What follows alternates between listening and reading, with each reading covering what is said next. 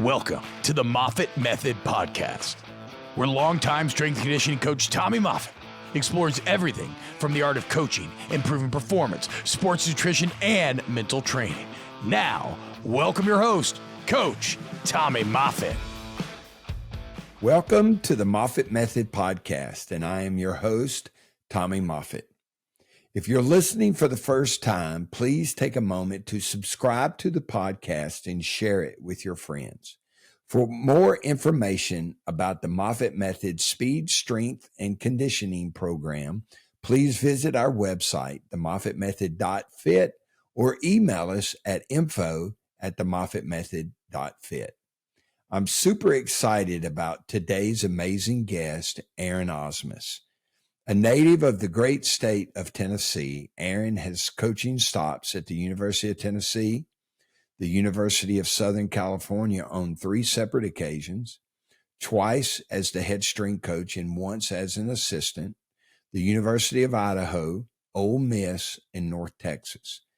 Aaron was a Tennessee state champion while in high school in the shot put and discus, a 13-time scorer in the throws at the University of Tennessee, a 2-time All-American, and most importantly, a national champion in the shot put. He earned his undergraduate and master's degree from the University of Tennessee and is married to his beautiful wife, Misty, who is also a Tennessee native. Aaron has 2 sons, Max and Bo. Aaron lives in Redondo Beach, California, and serves as the head of West Coast sales for equipment giant Sorinex. Welcome to the podcast, Double A. Thanks, Coach, man. Excited to be on here. I know we've pushed the dates around and played a lot of phone tag and email tags, but I'm finally glad to get on here with you. Yeah. Well, I understand. Every person that I've had on here, you know, we've bounced dates around and worked around each other's schedules. So yeah, life happens. Yeah. And you know, this started out as a hobby. And this part of it is still a hobby. I really enjoy doing this. And it's great to have you on here to talk about some old stuff and some new stuff and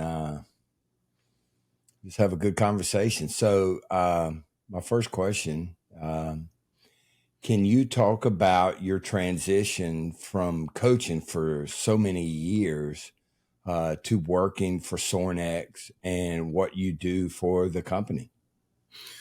Yeah, it's kind of unique. It's happened twice now with the transitions. My last coaching stint was 2013 at SC. Of course, coaching change, we all get let go, and you know, as you know, and people talk about all the time, you know, sometimes you're left out there on what to do next. And you always, in your mind, you're just going to get the next coaching job that's just going to fall right in your lap, and you're just going to jump up right where you left off. And you really find out really quick that it doesn't happen that way. So, you know, for me, it was some soul searching, some trying to figure out, you know, what to do and how to make ends meet and things like that. Obviously, luckily, you know, with coaching, sometimes you're protected a little bit with a contract. So financially, you know, I had a little bit of time to figure some things out and put some ducks in the row. So as time started, you know, moving forward, I think getting into the summer of that first year off, you know, getting a chance to, you know, jump on with Sorinex and knowing Bert from back in the day, him being a thrower at South Carolina. We've had a lot of conversations back then, you know, 25 years ago. And then since then, since me being in the profession as a strength coach, I've stayed connected with him at conferences, some random text messages, a phone call here and there when we see something cool about training. So I just remember he reached out and just talked about, you know, the idea of coming on board, and, you know, they need a presence out on the West Coast, and me being already out here in California, it seemed like a really good fit. And as conversations continued, and I learned a little bit more about Bert and the family, and of course I knew Pops from back in the day. And this is when the company was not quite as big. It was a great fit. You know, it was jumped on a team, and it felt like it felt kind of like a team, like a strength staff. It's just some people that had some passion towards strength. His passion, of course, is innovation and building equipment, and bringing on people that believe in the product, believe in Sorinex, and believe in what they're trying to do. So to me, it was fun. And then you get to, obviously, you stay entwined in the coaching profession, because your main job is to go help strength coaches build their dream house, build their own, new facility, or redo their current facility. Sometimes it's just a little bit of adding things that, like, hey, we're not trying to build our weight room. We just need some cool gadgets that I think you guys could do to add to our racks, or some things like that. So to be able to stay in the coaching profession and still mingle and work with coaches and get to talk shop like me and you're doing right now all the time. I mean, again, it's great. And it doesn't really feel very salesy to me. I just be me as a strength coach. And usually when I go visit people, whether it's high school, professional teams, collegiate, even private sector, I go in and approach the room from as strength coach to coach. And it really just really works really well in that setting. Yeah. I like the phrase where you said, build your dream house. I like that. Yeah. And that's, these coaches get, sometimes one time in their life to ever do that. Some coaches get to do it multiple times, Craig Fitzgerald, he's built several weight rooms. He builds one everywhere he goes. And by then they're very tenured and very good at it. They know exactly what they want. I mean, that's an easy process. They come in, I want 16 of these. Yeah, that's an easy one. And 12 of these, 8 of these, 16 of these, 20 of these. Put it on a quote, because they're already in the process enough that they know exactly what they want. Yeah, that makes it easy. So you threw, and this question here, when I thought of this one, I immediately thought of Coach Webb. So you threw for a Hall of Fame coach, a great coach, a great motivator, a character while you were at Tennessee. Can you talk about him and your development as a thrower, and then the amount of work that went into winning an NCAA championship in the shot put?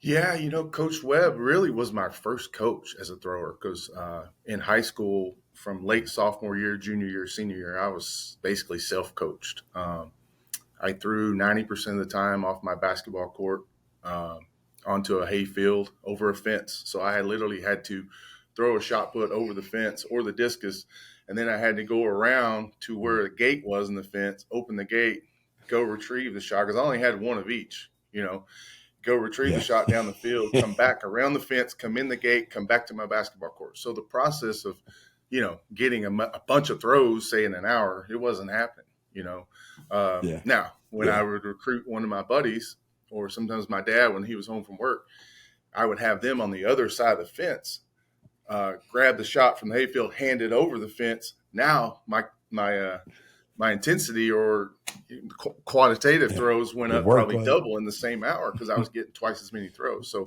as I learned and got smarter, as you do as coaching, sometimes you get smarter. I purposely tried to take throwing sessions when I had someone to do that, because it actually just improved my sessions almost by double. So high school self-coached. I was recruited by a high school coach that just said, I'm a cross-country coach. This is the shot put. This is the discus. I'm not going to lie to you. I know nothing about it. I just know if you practice at it, you'll probably be good. You can take it home with you to your house to the summer, whatever you want to do. So that was the setting. So Bill Webb was the first time I actually had a coach to help me and actually teach me how to throw. So, of course, I looked up to him tremendously, because, this is something I've never had. I've never had someone correct me or teach me a drill that's going to help me throw farther. So, working with Coach Webb was tremendous. The improvements, jumped through the roof immediately, but just because Just had some training. Obviously, now transitioning over to a college program, you're not only getting a throws coach, but now you're getting a strength coach. So my first year, it was Dan Bailey. And that was my first time actually ever getting involved with some of the Olympic lifts, such as power cleans and snatches, even front squats. I think I didn't even start squatting, putting a bar on my back squatting to probably close to my senior year in high school. So again, the development that was happening also in that first year, from learning how to do Olympic lifts and learning how to do other movements, besides, bench press and curls, things like that, was tremendous for an athlete. So it was an awesome redshirt opportunity. As you know, most of the time back in the 80s and 90s, I entered 1993 in college. A lot of people redshirted. They wanted people to get in and get a foundation of learning technique and getting stronger. So, no one blinked an eye when a coach said, "I'm going to redshirt you, and we're going to develop you before you unleash as a freshman year in this SEC conference." So, again, it was, Webb took me places, obviously I couldn't have taken myself. And then obviously the first year with Dan Bailey. And then of course you came in year two in probably 1994, I'm guessing. When you 94, came in and took over from Dan Bailey. So, the combination again of a throws coach that's done great things, and not only is he a throws coach, but decathlon, pole vault, even head coach. So getting around great coaches and taking knowledge from them and being coachable, I think as an athlete, can take you as far as you want to go. Yeah. And, your self-coaching continued, because our program was, it was a serious, intense off season and in season, but every summer I would say, okay, here's what I think we ought to do for the summer. And you're like, no, coach, I got the summer program. And you would train yourself every summer. Yeah. And it was, you would, it was always different. The summer. After and I think that's good. Year, the summer after my redshirt year. And I really do. And I read Mike Mincer's book.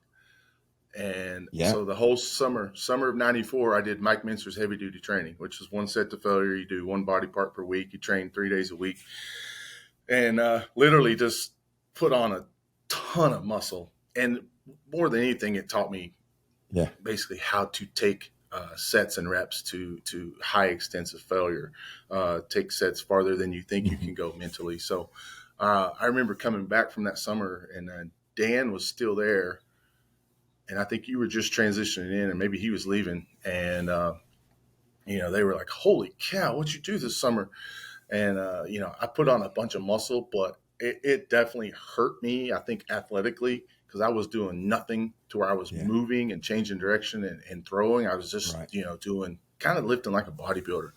And, that was, really unique. Then I had you that first year. And again, the emphasis of cleans and technique and all that, went up even more. You pushed the teachings of Olympic lifts and things like that even higher. And I think the next summer when I was home, I actually didn't get to train much because my dad, being a bricklayer, his guy that helps him, who, mixes mortar, brings him bricks and builds scaffolding and things like that for him in the summer, he quit. So my dad instantly said, I need you until I can find a new guy. So that ended up being pretty much the whole summer. And I remember I lost about 20 pounds that summer. And I came back, and I think first thing you said, what the heck happened to you? I was 20 pounds smaller. I had a great tan though, but the main thing is I think that work, doing that though, built a great work capacity. Just being outside, working 8 or 9 hours a day, carrying things, just different type of system, different type of training. Yeah.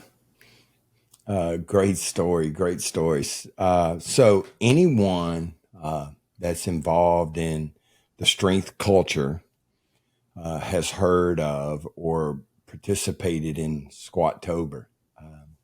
Can you tell us, and I've never heard this story as close as you and I are, and as often as we talk, I've never heard you tell the story of how the idea of Squatober was born, and how much preparation do you put into the program, and what's it like to honestly to coach more people at one time than anyone else in the world.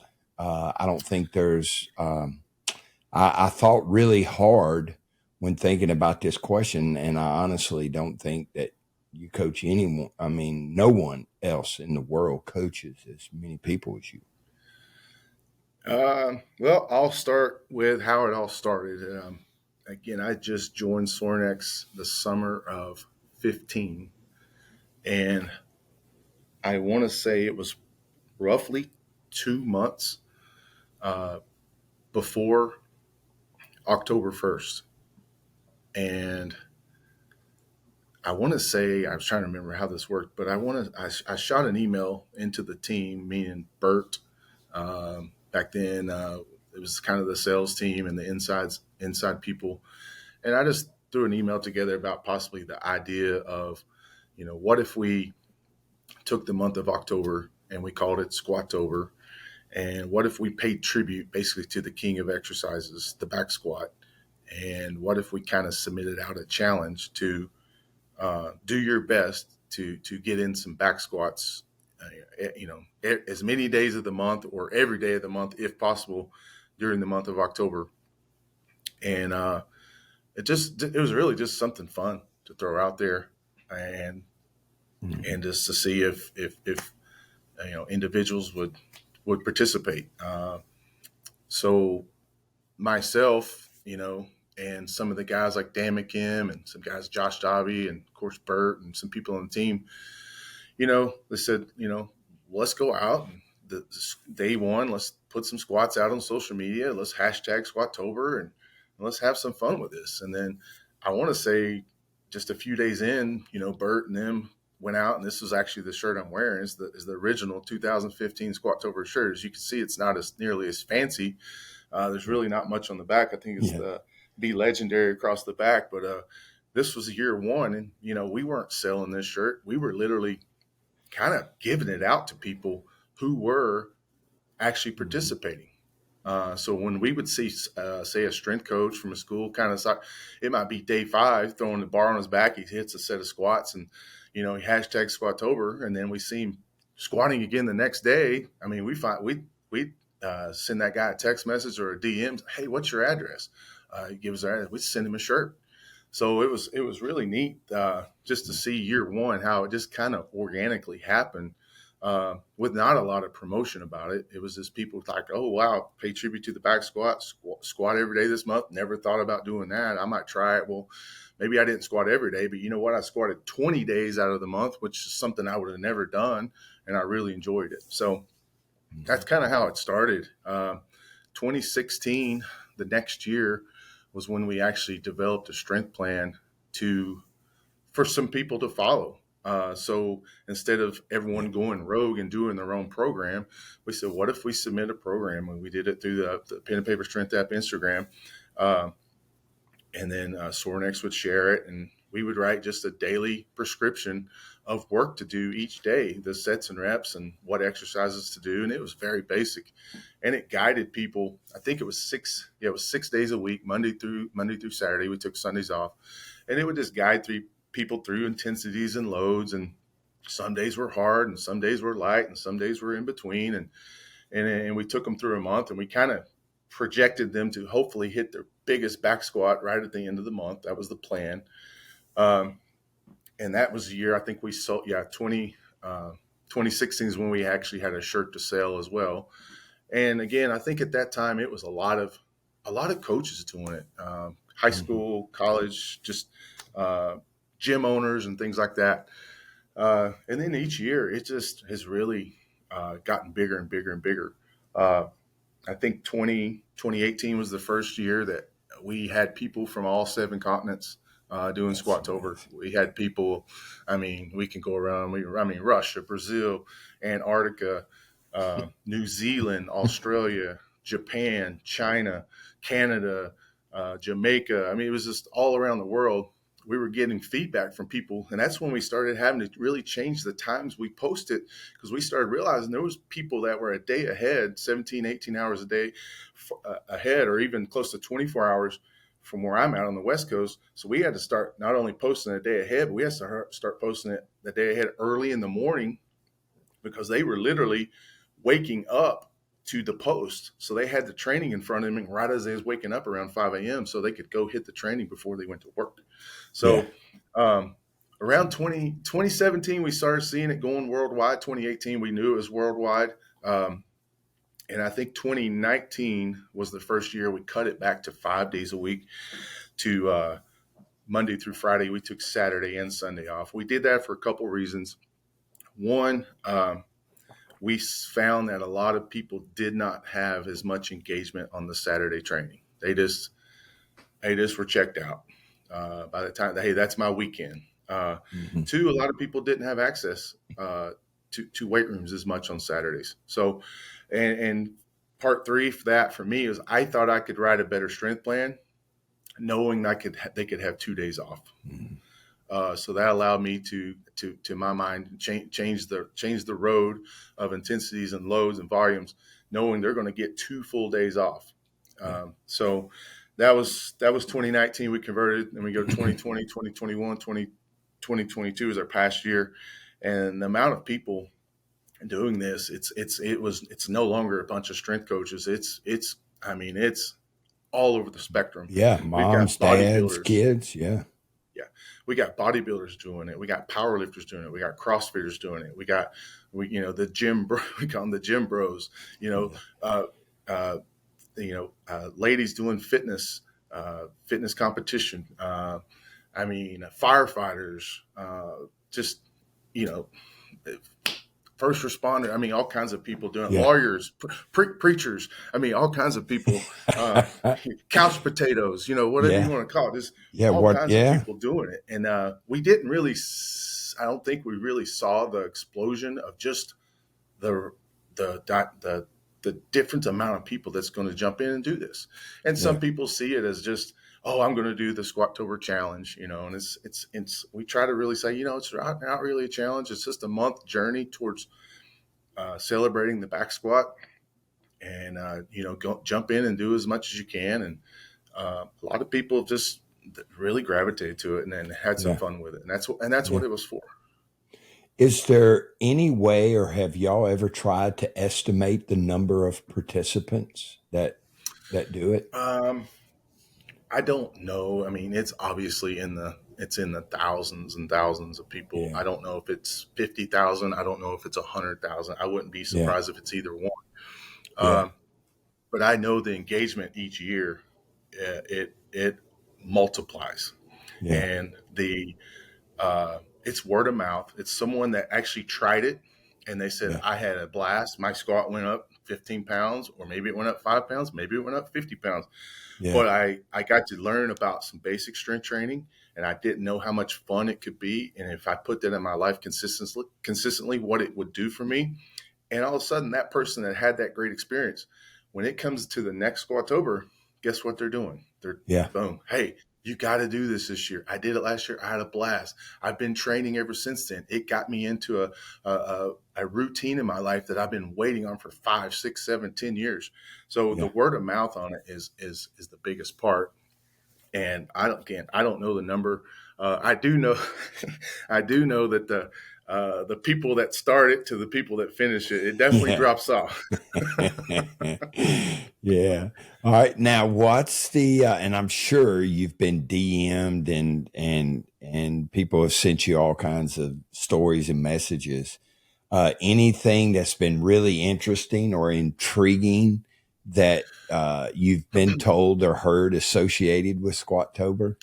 Yeah, there's always the funny stories. People talking, they'll send their thigh measurement in, before and after, and of course the squat PR stories are always fun to hear.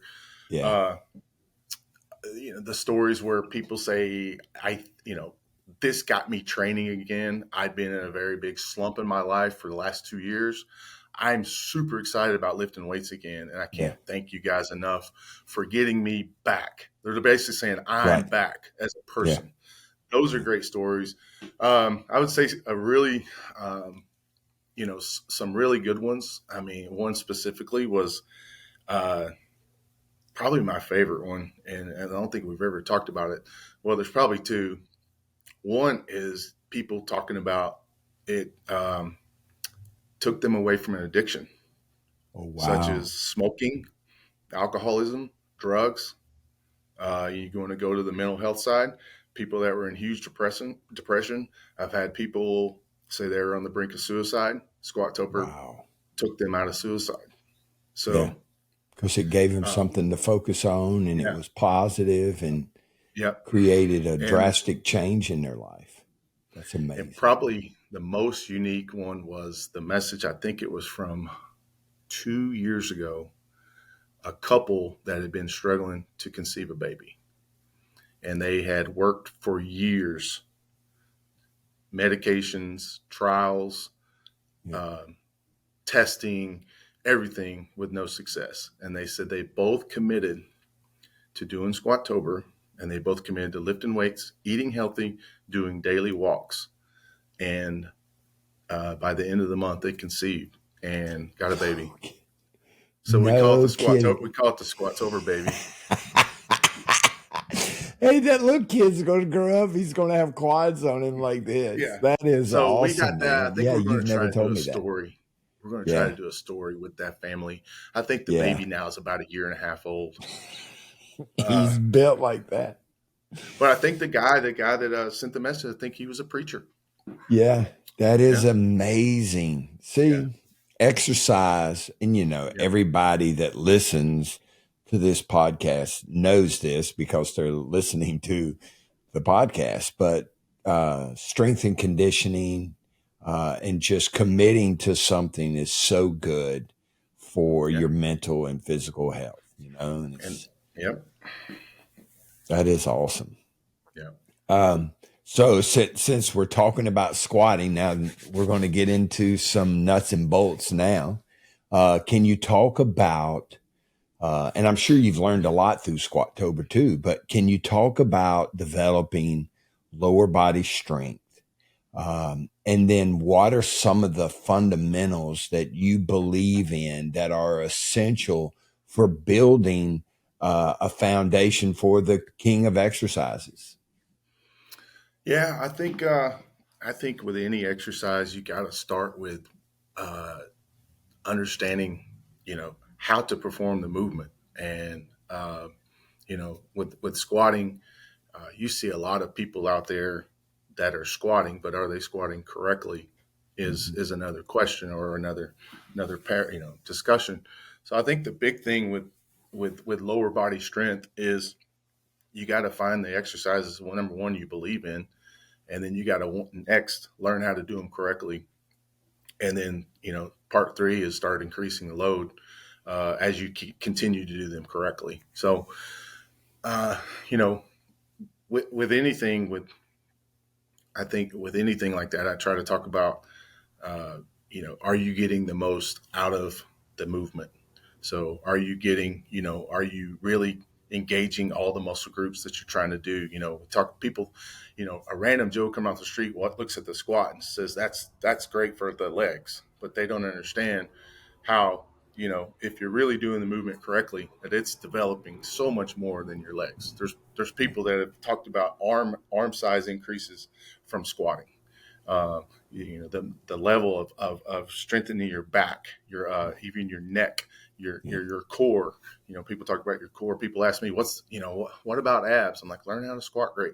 Learn how to do a deadlift. Learn how to do a bent over row correctly. That'll strengthen your core. So, learning to get the most of the movement. I related a lot when I was talking to athletes, and I talked to a lot of people. Is like the squat is like a big juicy steak. It's one of the best things. It's like one of the best things you can eat is a big juicy steak. So if I'm offering you a steak every set, offering you a big juicy steak, why would you only eat part of it? If I'm going to give Yeah. you a big juicy steak, you're probably going to eat everything. I know Mm-hmm. myself, I'm going to eat every bite, and I'm probably going to get some bread and swipe up the grease. So if I'm offering you an exercise that's going to benefit you in that way, it's like, why wouldn't you learn to do it great and eat every bite every time you Right. get a chance to take the bar down and up? So to me, learning how to do it is so huge, and then consistently doing it no matter what, whether it's a 60% load, a 70% load, an 85% load, or a 90% load. Can you repeat that form over and over and over? And I think once you learn to do that, you're going to get huge benefits out of, I think, any movement, obviously, Yeah. but I think squatting, front squatting. I love the rear foot elevated or the Bulgarian squat. Great movement to me. I like that one because you can vary it so much. You can put the bar on your back. You can hold it in the front squat. Then you can go to kettlebell movements, holding it here. You can do them, holding dumbbells here. So there's so many ways you can do the Bulgarian squat. So those three I like. Another movement I like for athletes that I've used a lot too, just in lower body strength, is the front foot elevated reverse lunge. Mm-hmm. Yeah. So standing on like two bumper plates, standing on that, and then reverse lunge off of it, back up to the top.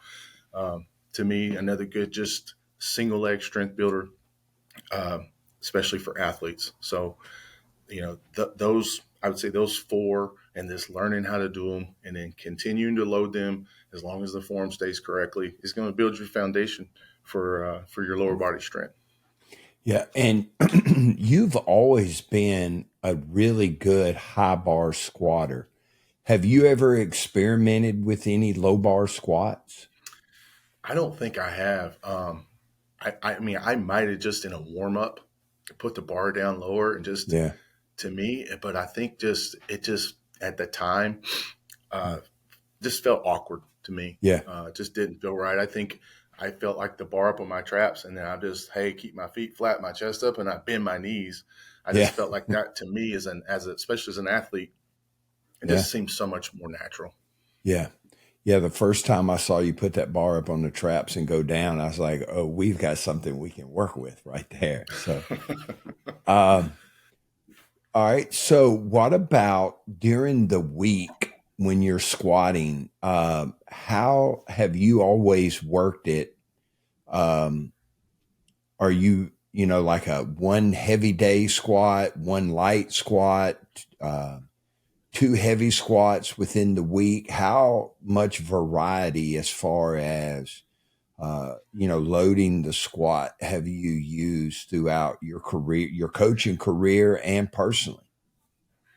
I think, generally I was a 2 times a week squatter. I think I was Yeah. that as an athlete and squat, usually twice a week. I think coaching athletes, it was pretty much on the same page as that. You're getting good lower body loading 2 times a week.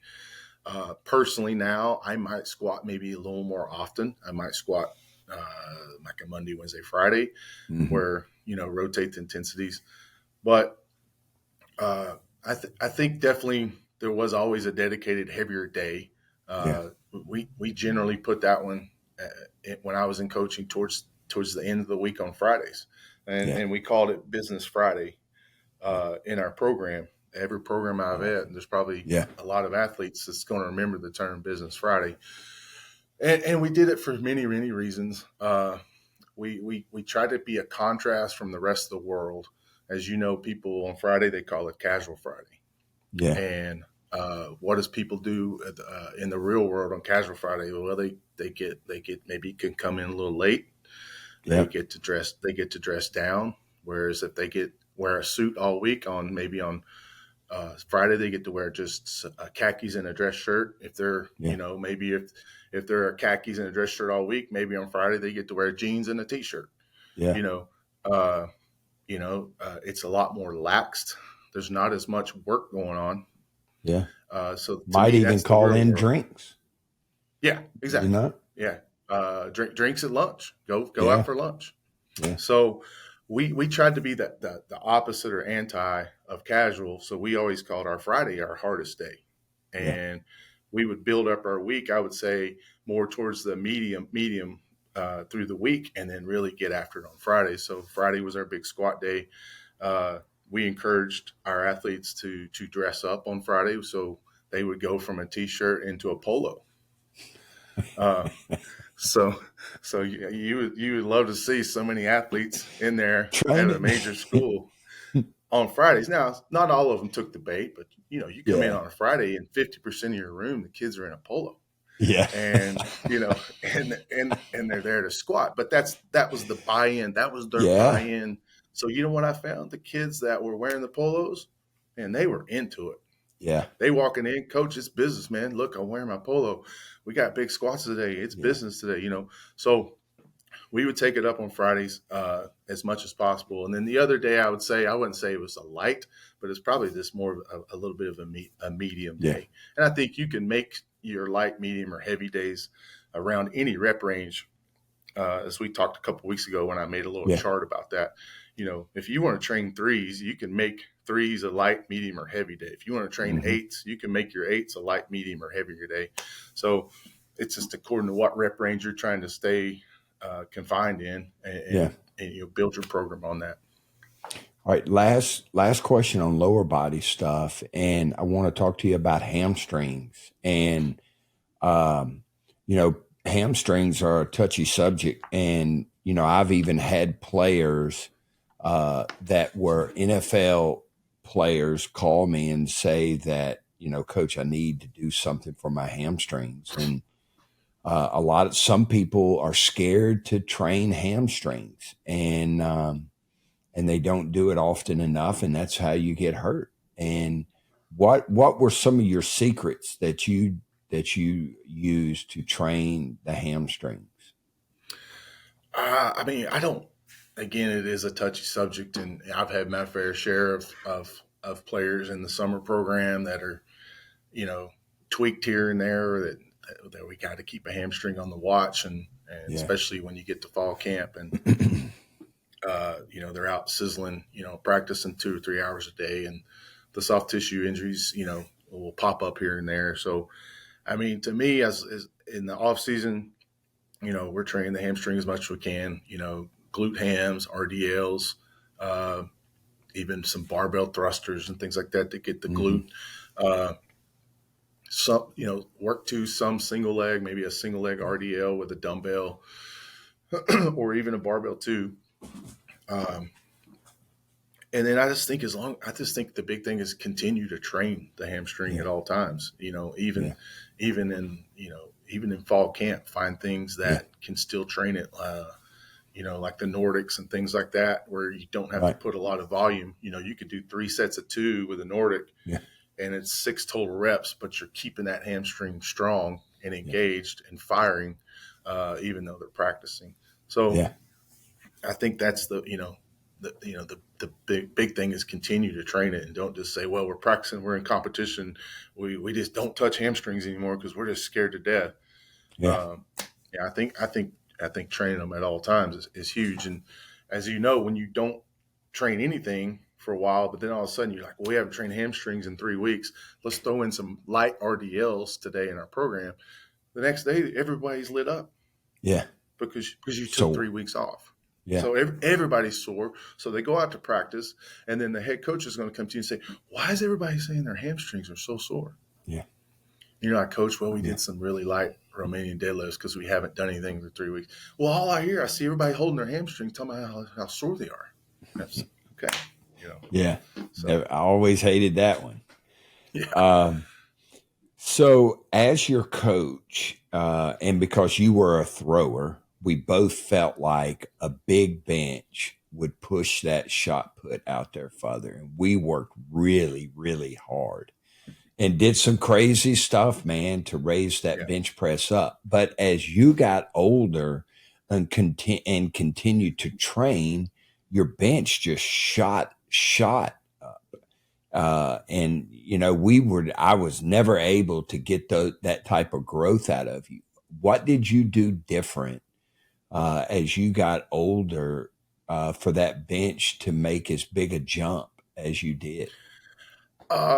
Looking back, we were chasing that bench, but I think we Yeah. were chasing the correct things. I think we were Yeah. chasing that big snatch and that big clean, that big behind Yeah. the neck jerk, back squat, front squat, standing overhead press. I think we were chasing the right things. Yeah. I think, as a kid that's 19, 20, 21 years old, ego wise, you're, wondering why I'm squatting, almost half a ton or whatever it was. Yeah. And, why am I only benching 400 pounds? Yeah. And at the time, you look back, well, a 400-pound bench press won the NCAA shot put. Yeah, that's right. But what we were good at? We were good at snatching and cleaning and squatting and front squatting, overhead pressing, heavy weighted hypers and plate walks and things like that. And jumping and plyometrics and stick jumps and broad jumps. We were really good at that. So, and I was dunking a basketball at 275 pounds like it was nothing, like Shaq. Yeah. So 3 consecutive.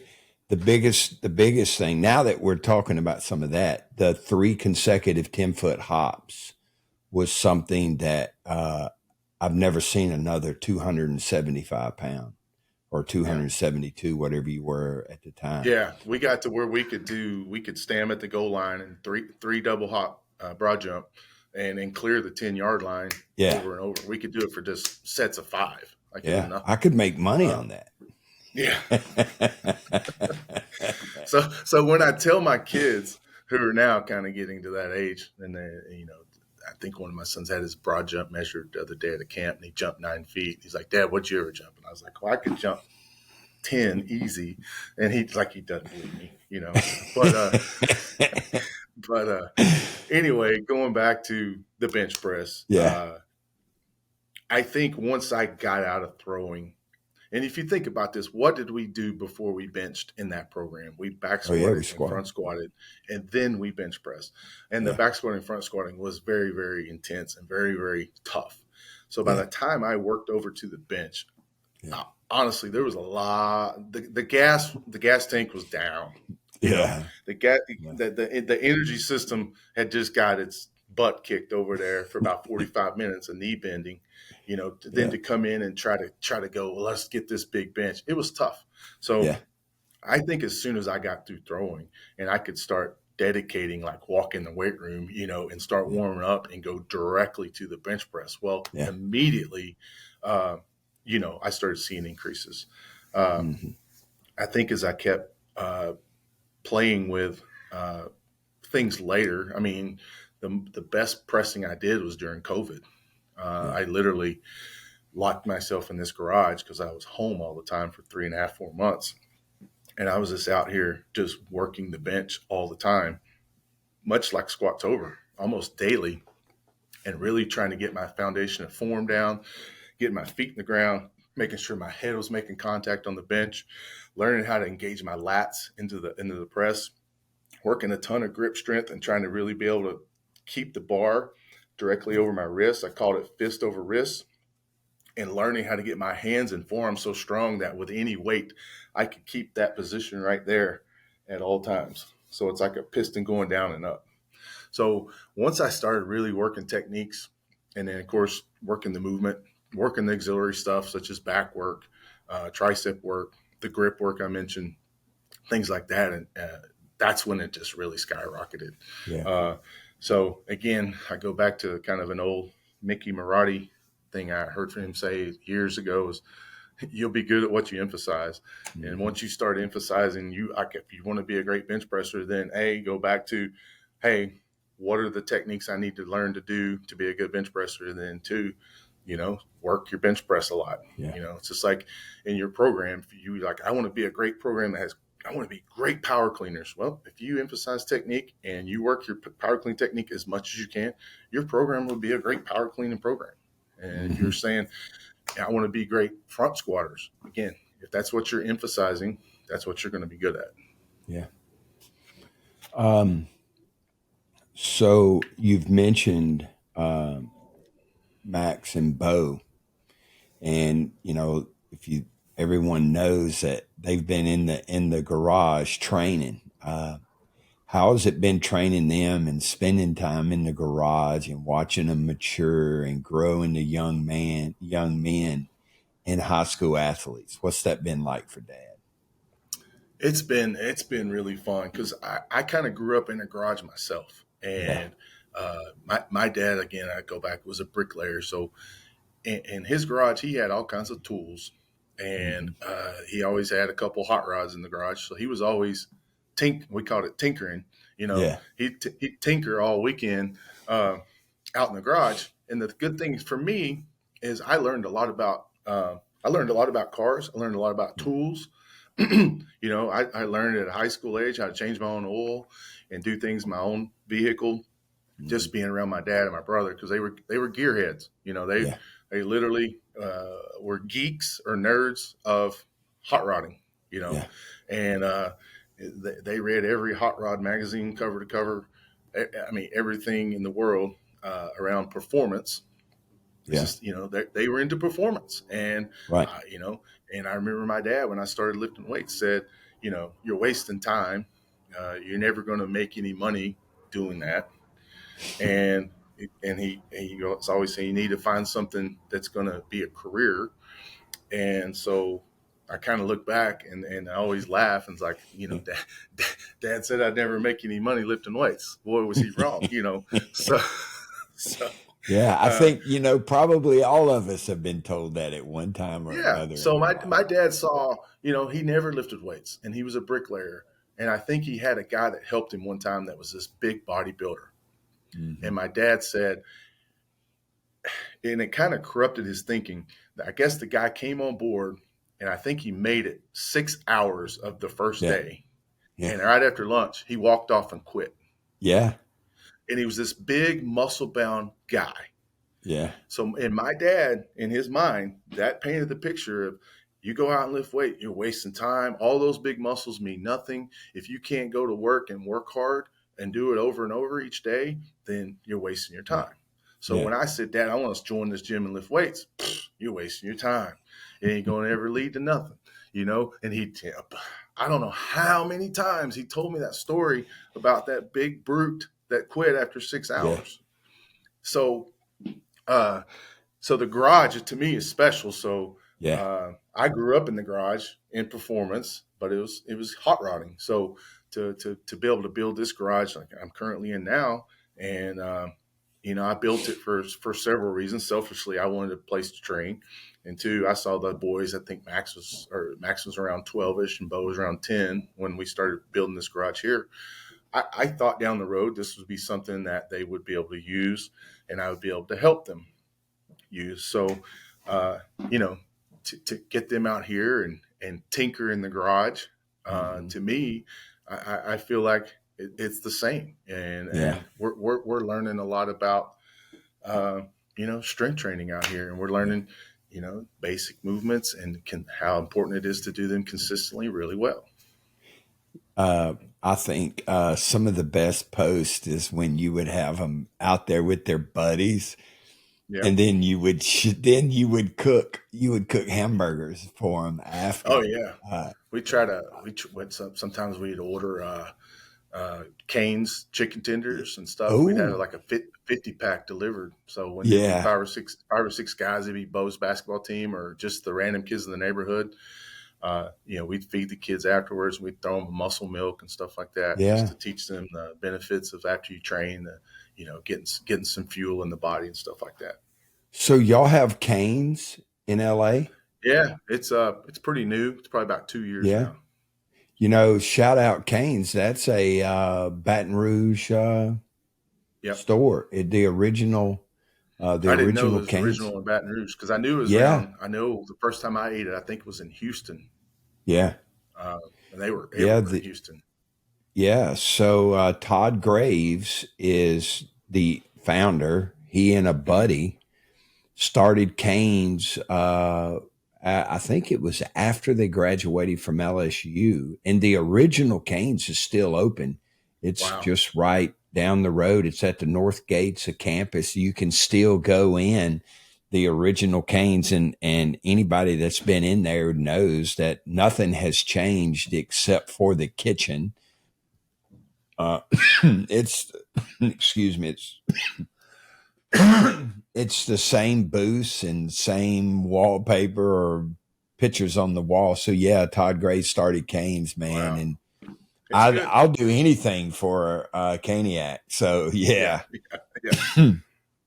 the Moffitt boys have played a bunch of baseball games, and we'd get in the car, and I'd say, all right, it'd be late. It'd be 7:30, 8 o'clock, after a game or games, and I'd say, what do y'all want? Canes. Yeah. So that's cool. Um, so you talked about hot rodding and performance, and that is something that I grew up around it also. My dad, was a lot like your dad. He was always in the garage tinkering, and they were always working on cars. And I've got a brother that he's got four cars, I think, 3 or 4 hot rods. Yeah, he's got 3 hot rods. And so we talked about this last week. We were talking about Dwight's Pontiac, and I'm a Pontiac fan. My whole family's Pontiac, diehard Pontiac fans. So we were talking about Dwight, your brother's Firebird, and, something that was really neat. Yeah. I think performance and drag racing and performance, I think in strength coaches trying to get an athlete, to run a Yeah. 40 or 100 meter as fast as possible. I think they're super similar. You're Yeah. trying to build your raw horsepower, where that's their engine block. They're trying to Yeah. get as much when they put that thing on the dyno. They're trying to get as much horsepower and torque. And obviously, they call it the curve. Not only does the peak horsepower Yeah. important, but they're trying to see that it can make almost peak horsepower for a long period of time. So that's something they look at. So a lot of times my brother will say, well, the peak horsepower only went up 10, but I forgot what he called that line. It's kind of a line that's almost to its peak. He said that was on, it's called average horsepower. He Yeah. said the average horsepower was up 40 horsepower, Oh, whereas wow. the peak was only 10. And he goes, my engine builder says that average is what you're going to see the car going down the track. Yeah. So I think the same over, and he put it over in the human world is, hey, we're trying to build that horsepower, and that's getting the athlete strong and powerful. Mm-hmm. Things you're trying to do with your squatting, your cleans, your pulls, your deadlifts, trap bar work, front squats, snatches, broad jumps, vertical jumps, triple broads, all those things. Those are your performance indicators saying, hey, he's stronger. This athlete's more powerful. And then the next phase is like, how do I now get this added power or horsepower moving efficiently down the track? Mm-hmm. One, drag racing is you got your setup with your shocks and suspensions and your wheelie bar, tire pressure, how much tire pressure you're putting in the thing, and then you're always tuned into what the weather says and things like that. So they're trying to get that car to go as straight as possible, number Yeah. one. Because you'll see drag cars as they go down, they'll do a little of this, especially in that first 60 feet.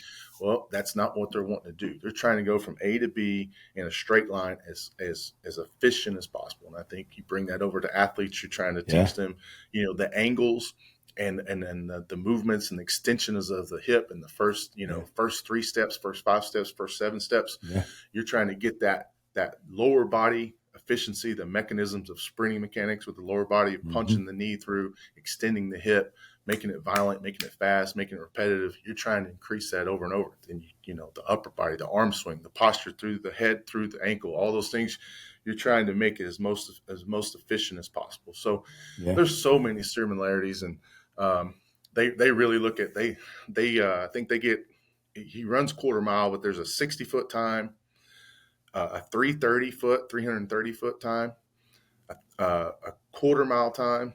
I'm sorry, an eighth mile time, 1,000 foot, which might be before the eighth. Yeah, I'm sorry. So it's 330, 1,000, eighth, quarter. So they get six glimpses of time, and they see, and they really look at that 60 foot. And when your opponent is pulling a 112 60 foot and you're pulling a 117, he's a half a tenth faster in the 60 foot. Well, if you guys react at the same time, he's going to be out on you considerably. So how do you still win? Well, maybe your combination is a better. If you got, let's say he's got a big motor car versus a high revving car. Well, his might pull the back half a little bit stronger, so you might be hoping you can make that ground up at the end. So, in his class, you see high RPM small blocks, and you see obviously some big block Chevys. He's got a big block Pontiac. They might not rev as high, but they're going to probably have a little more horsepower, a little more torque to get them down the track. So, yeah, that's an amazing analogy, but it's all true. Yeah, it's all true, and you broke it down. It's pretty neat how you have such a great understanding of both. But I know you and Dwight talk a lot about it. So super cool. I'm very involved. Yeah. So y'all need to check out Dwight Ausmus. What is his it's Dwight _Ausmus? Yeah, it's his Instagram. I think it's Dwight Ausmus NA 10.5 Racing. Oh, that's it. Yeah. And that's his class. It's the NA, which means naturally aspirated, means they can't have any additives like nitrous, blowers, superchargers, turbos. And it's carburation. Huh? Yeah, it's carburation motor. And 10.5 is the slick they have to be. It's a 10.5 inch wide slick. Oh, I didn't know that. That's cool. Yeah. So that's that's the strategic part is you still got to put that power into a slick that's exact same size for everybody. Yeah. So, when you do that, you have to the tuning and the timing of how hard and how much power you hit the car off the line so you don't break the tires. It's always a gamble and it's always a forecast. Yeah. Wow. Super cool. Super cool. Yeah. Now your hobby, besides I don't think training is a lifestyle, but your second hobby besides racing would be cooking. And we know that you got to lift heavy and eat thick. What are some of your go-tos and some of your performance cooking and how you perform? Because I know the grill you got, I looked that grill up. You got one of the finest pieces of equipment. It's like building a great weight room, man. It starts with fundamentals. The dream house.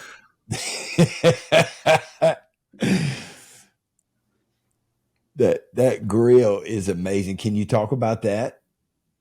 Yeah, I definitely something I think I took from my dad. He was always cooking and grilling steaks and burgers and making pot roasts and baked beans in the oven with the skillet and putting aluminum foil in the pan and then putting the onions and the bacon and the baked beans. He was, a big time cook. My mom cooked a lot, but my dad was one of those step aside, I've got this today type cooks, and he had he had his go-tos. He cooked what he was really good at, and he had a selection of stuff. And I just remember learning, he kind of I was like, if I wanted to grill a steak one day, what do I need to do? He's like, well, you come out here, and it was a little gas grill. You turn the gas on, you hit this igniter, you let the grill get hot, you throw it on there. So I remember as a high schooler learning to cook my own steak, and I was like, wow, as a lifter, I was like, dude, I can start getting protein, because my dad had a whole freezer full of steaks. He would always buy them on sale and put them in the freezer. So, and then, my dad would go out to grill one day and he'd hit the gas tank on, and he's like, the gas on the grill's empty. Like, why is it empty? And he didn't know I'd probably grilled 3 to 4 days of steaks, in the summertime while I was home from college or whatever it was. So, he's like, well, you got to tell me this. I need to know, because I need to have a backup tank, But, my whole life I've loved to cook. I see it almost as therapy, as something I enjoy. I like to cook not only for myself, but for the family. I love to cook sometimes for the neighborhood. And if I do say, smoke a bunch of ribs, I'll purposely do, an extra couple racks and drop a half rack off to about 3 or 4 houses down the street, because, those people have my boys at their house, and they're they're eating chips and pizza and snacks and playing on their hoops in the driveway, and they're feeding them all the time. So anytime I'm grilling or smoking, I always try to, repay them back. But yeah, I've got two grills right now. I've got the Big Green Egg, which is a grill or a smoker, and then I've got the Yoder, which is made out of Kansas. It's a American-made smoker, but you can grill on it too as well. But it's a big, massive unit that you can cook big for a lot of people if you want to. Yeah. So for me, it's usually, ribs, tri-tip, of course, steaks. I do a lot of chicken thighs. I've done one brisket, which turned out good. Obviously, I want to do one again because I think since then I've learned a lot and watched a lot of shows about how to do it better. But yeah, we usually, every weekend we're trying to put some kind of something on either the grill or the smoker and have some good stuff. And when I cook, I always try to cook so much that there's tons of leftovers. Yeah. Because to me, if you're gonna, light the charcoal or fire up the pellet grill, the Yoder and stuff, and take the time to clean it out and do all that, you better, cook for more than just one day. Yeah. So I try to make it worth my while. Yeah, and those two Ausmus boys, I'm sure, eat their fair share of steaks and chicken when they come over. So, yeah. So let's get back to coaching here for a minute because we're getting toward the end. But in the past, we've had multiple conversations about staff development and team culture, which I think is huge, huge. And you do too. Can you share your thoughts with the listeners on hiring and training and evaluating your staff to ensure a growth mindset and continued success? And I think you put a lot of effort into this, and I think your plans and the things that we talked about, and I took stuff from you. So if you could share that with us, I would love to hear that. Yeah, I think as a strength coach and you begin into that head role, I think you grow a ton. And I think what you do is you learn to, instead of putting so much time into your and energy into the athletes you're training, you actually, as you get a little older down the process, you actually start saying, I want to work with my athletes, but you start seeing the value of putting your energy and time with your staff.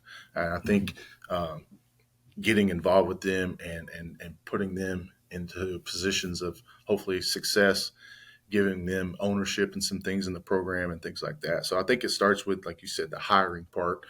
To me, I'm always going to try to hire somebody that's obviously I'm hoping I can connect the dots and know in some way. I've rarely hired a whole lot from an open position, just blank interviews and things like that. It's somewhere where this person has probably made an impact on me in some situation that I think has the ability, and I think it has the attributes that I want to bring on as a strength coach and run along with me. And I always look, number one is loyalty is the number one thing I look at. And, I think to me, the biggest analogy I could say is if you've ever watched Yellowstone, I want the loyalty that Rip has, to, it's John, right? Yeah. Mm-hmm. Yeah. Dutton. To John. Yeah. Yeah. So that loyalty that he has his back through thick and thin. He takes care of the business, and a lot of times he wants things taken care of, so it doesn't even get to John. Yeah. Get to John. So to me, when I'm out and if I'm trying to hire staff, I'm trying to find ways that I can find out that this person is a very loyal coach that can come in and has my back and the program's back no matter what. So that to me is the number one hiring attribute. Obviously, I'm going to find out what their strengths and weaknesses are as far as, is this person really good in teaching speed, or is this person really good that could possibly be good to lead and teach the Olympic lifts, and put together a Olympic lifting plan? Is this person maybe a return to play person that could work good with injured athletes to get them back to practice? Things like that. So to me, that's part of the hiring process, is just super loyal, find out about that. And a lot of times it might be a coach you've already had worked with in the past. And obviously you got an opportunity to coach again, and you that might be the first person you call because, hey, he's worked with me at another setting, and I'm going to see if he's available to come again. And again, that experience for me working for Sorinex and going around and watch coaches. So I would purposely, when I would go to staffs, I would purposely say, when are you guys training? And they say, well, it'd be a good time to come between 9 and 10 because we don't have groups. And I'm like, no, I want to come when you have groups. If I can, I'll be a fly on the wall. I just want to watch your program. And I go in there and, next thing you know, I might see a coach on the floor, and I'm like watching this impact or her or whoever impact that they have on their athletes, how he coaches, how they lead, and start saying that this is someone I would want to hire someday. Yeah. And, you might go, bunch of different stops, and you might have a bunch of people in mind that you were just super impressed with while you're going around. So to me, that to me is the hiring process is I got to see this person work. I got to see how they do out there in the trenches. As far as developing them once I've hired them, to me, it's giving them a specific area of the program to own, and just have their back in that, and put them in situations where they have to get good in their area. So, we might as a staff come in and draw it all up on the board, and you're in charge of return to play. You own that. I trust that you're going to come up with a plan for each athlete around their injury. You're going to work with the training room.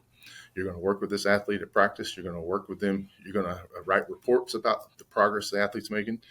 And, I'm going to value how well you're doing, by what the training room is saying. If the training room's saying, hey, Roger's he's doing a great job with these guys. We get his reports every day. We look at him with the PTs. Man, I really like what he's doing. He's he's a great communicator. This has been awesome. It's been a huge, huge help for us. Boom. He's owning that area really well. Some person, the staff was just the person responsible for the lifting car. Oh my gosh. You give that to somebody on their plate, and they get a chance to go in there and write on the board and come up with a program. And a lot of times we would go in as a staff too, but he present the program to the staff and be able to say, we're going to do this. What do you guys think? And we might make a couple small changes and give him a couple, maybe, have you ever thought about it this way, to do it this way? And him, boom, oh, wow, thank you. Yeah, I'm going to change that. That makes so much more sense. Because a lot of times, as you know, when you set up your program, you got to set up for more than anything, the flow of the program from exercise to exercise, and what equipment is available to make your program as efficient as possible. So when you set up a superset, or when you want to go from, does your program have a bunch of where you got to change the J hooks and do a lot of that? If so, you better account for time for that to happen. So if a coach makes a program and you're going from clean to squat and then to bench back to overhead press, and you're having to change J hooks all the time, and all of a sudden you're supposed to get this program done in 65 minutes, and it took 85 minutes, that's where you go, hey, as the programmer, you didn't succeed here. We got to have the weight room part in 65 minutes. I think you got great exercises. I just don't think they all combine together today in a great way to be efficient. And that's what we call flow. So as a programmer, we talked about plan it simple, plan it strong, plan it consistent, and it must have flow. If you check those 4 boxes, we felt we're building a good program. So playing it simple, playing it strong, playing it consistent, and make sure it has flow. And if we said we're checking those 4 boxes, we're onto the what we're trying to do. So, and, we might have some person that's really that's responsible for, people that want to do extra. Like, hey, you come up with all the things that people want to do: extra mobility, extra arms, extra shoulders, extra back, make cars, get out there and work with them after practice. If they want to come by during lunch and do something, like, you got to have a resource for athletes that want to do the extra. So giving them ownership. And then the next part, the evaluation part, is, are they making an impact? And to me, that's how I always would have my meetings with, are you making enough impact to where if you were gone for 2 days, what's the room like? What's our setting like if you were absent for 2 days? Within the first hour or within the first group, is someone going to be like, hey, where's so-and-so? And all these athletes are, hey, we're so-and-so, we're so-and-so, we're so-and-so. Yeah. I know then you've made a great impact in the program. But if you're a full-time guy and it's gone through a training group and it's towards the end and no one's mentioned your name. Where's so-and-so? Yeah. Yeah. If no one even mentioned it, or it got to the very end when guys are cooling down, drinking a muscle milk, and they're like, hey, coach, where's so-and-so today? And a whole training session went by and he's the first person that said it. You're probably not making a really good impact and probably not doing your job really well. Yeah. And I think that's big for I think with the interns, as that was my evaluation of an intern. And I would tell them on day one, because we would have a staff member that was in charge of the curriculum and the things they want them to learn and the setup of the weight room and stuff like that. But I just plain told them, I said, look, today's your first day, and then there's going to be a day that's your last day. And I said, what's going to tell me how effective you are and how good you are as an intern, if I would ever hire you again, is if the day you're gone, when you fly back to Florida or back to Maryland, wherever you're from, if the first day that you're gone, that athletes are already asking where you're at, then you did a hell of a job. I said, but if it goes 4, 5, a week goes by, and finally somebody says, hey, coach, what was that intern, that one guy's name? Had the mustache. What was his name? Where's he at? Then you weren't very effective. You didn't make a very good impact. Exactly right. And to me, that's is the impact. That to me that's the evaluation is what was your impact on the program? What did you what did you bring to our program that athletes craved and wanted, and if it was gone, they immediately noticed.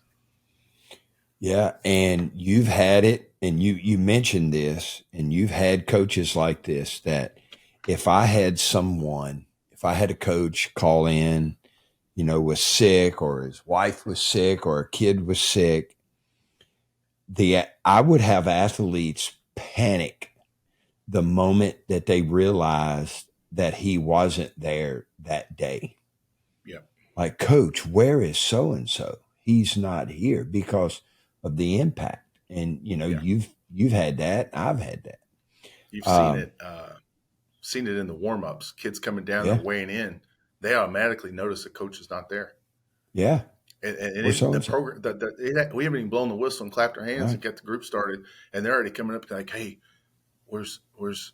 Yeah. Where's so-and-so? Scared, panicked. I think he's at the bathroom. Oh, okay. I hadn't seen him. He's here though, right? I know. Yeah, he's here. Okay. Yeah, he's my guy, man. He's my guy. I love that guy. I work hard for I love that guy. Yeah.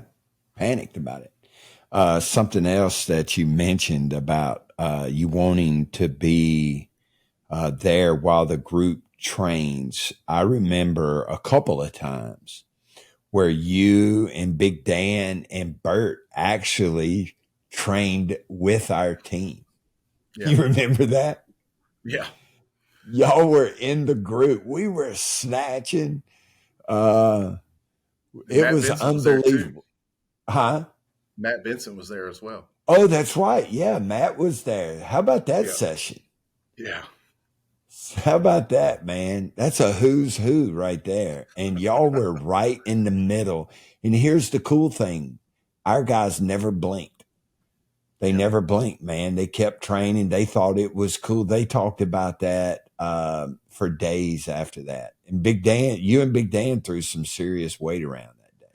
Well, Dan was at the pinnacle of his Highland game career, so he was training. I want to say he was hang snatching in there. 315. I think it was 140 kilos. Yeah, 308. Yeah, he was. It was. Yeah. He was at hang his snatched. pinnacle of his life. Yeah. So he was strong. Yeah. Yeah, I think he hang snatched 140 kilos that day, somewhere in that area, 130, 140 kilos. Yeah. He was throwing it around. Well, last question. Any advice for young coaches? I think young coaches I think you got to find, you got to find value in yourself and find value in what you want to be good at. And I think your strength program is only as good as the coaches that can sell it. I think your strength coaches have to be good salesmen. I think they got to be able to sell the program daily out on the floor, the importance of those movements. And, I look back to our relationship, you sold to me the value of the clean, the value of the snatch, the value of the squat, the value of the front squat, the overhead press.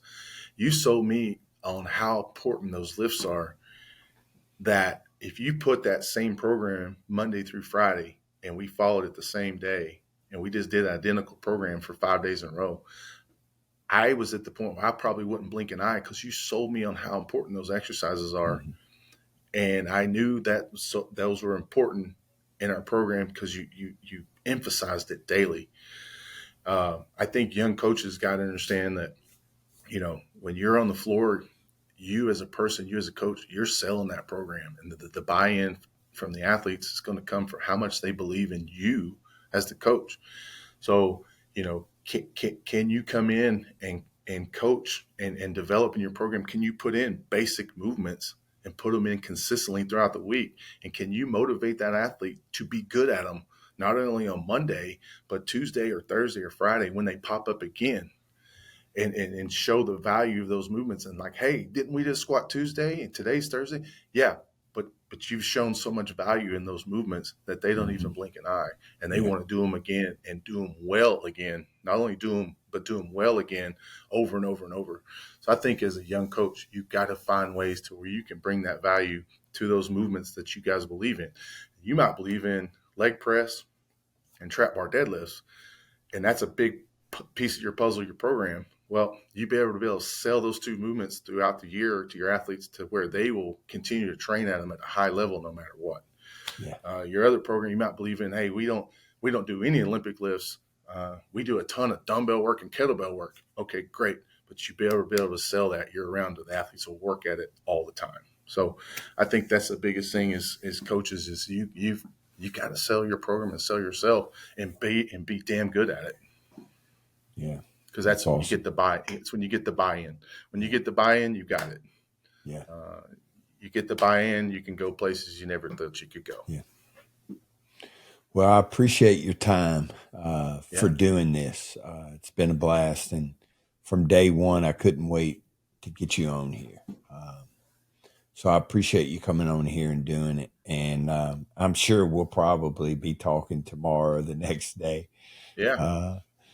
And that's, our relationship is, I don't know, I met you in 1994, and we've been tight ever since, man. And you're a good person. You're a great person. You're not a good person. You're a great person. And my whole family loves you and thinks highly of you. So I appreciate you doing this. Yeah, it's been a long journey since 94. Yeah, long journey. Long journey. Many phone calls. Text messages, phone calls, and at some visits, I was telling Misty, I was like, I gotta get you and Jill out here now that you guys are starting to become empty nesters. Come out, we got a spare bedroom, and we can. I'll let you train Max and Bo in the garage. And that would be super. Go down to the beach and go down to Ponchos and get you some of that Ponchos. Hey, The finest, and this is not the chain. Since you mentioned Ponchos, we might be here for a little longer, but this is not the chain, the buffet, Mexican buffet chain Ponchos. This restaurant in Manhattan Beach is the finest Mexican food I've ever eaten in my life. And so, yeah, that's we've talked about it. We had a great visit the last time we went to Cali. Had a great visit, man. And yeah, so we might have to take you up on that sooner Oh than yeah. later. Yeah. You can follow Aaron on Instagram at Aaron_Ausmus. And please tell Misty, Max, and Bo that we said hello and good luck this summer and good luck this fall, man. They got a big season coming up. Yeah. Both playing wide receiver. Yeah. So tell them that we said good luck. Appreciate it. All right, man. This brings us to the end of today's podcast. I hope that you enjoyed listening to this one as much as I did recording it. This was a blast. The response to the podcast has been amazing. And I appreciate everyone that continues to listen to it and then shares it with their friends. So our growth and our audience has quadrupled, and I owe that to all of our listeners and the people that share it with their friends. For more information about the Moffitt Method program and everything that we have to offer, please visit our website, themoffittmethod.fit, for more information on the Moffitt Method program and everything that we have to offer. Please email us at info@themoffittmethod.fit.